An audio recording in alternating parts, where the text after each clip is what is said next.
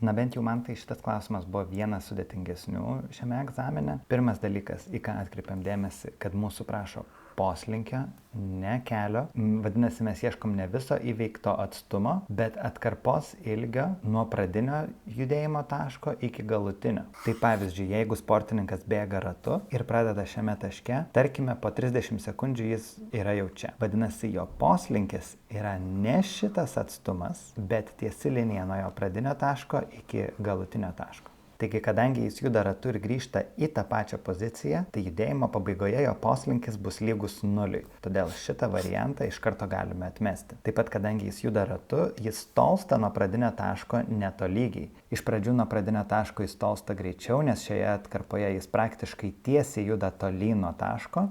Pavyzdžiui, priešingoje apskritimo pusėje jis tolsta nuo pradinio taško lėčiausiai, nes pavyzdžiui šita žydra atkarpa yra tik vos trumpesnė už šitą mėlyną atkarpą. Todėl čia yra teisingas variantas. Judėjimo pradžioje poslinkio didėjimas yra didžiausias, o viduryje mažiausias, nes šitoje dalyje jis yra priešingoje apskritimo pusėje. O dabar pažiūrėkime, kaip tai reikėtų matematiškai įrodyti. Šitas atstumas, tas poslinkis, kurį mes skaičiuojame nuo pradinio taško iki galutinio, yra vadinamas matematiškai apskritimo stygos ilgis.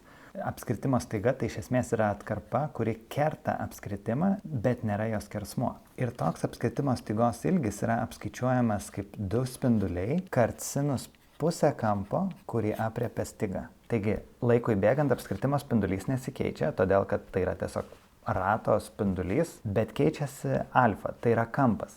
Laikui bėgant ir sportininkui bėgant aplink šitą visą ratą, alfa po truputėlį didės, kol grįš atgal 360 laipsnių į pradinį tašką. Vadinasi, stygos ilgis laikui bėgant keisis pagal sinuso funkciją. Ir šitas grafikas ir yra sinuso funkcija, nes galiausiai sinuso funkcija juk maždaug šitaip ir atrodo. Tai šita dalis ir yra ta grafiko dalis, kurią mes čia matom.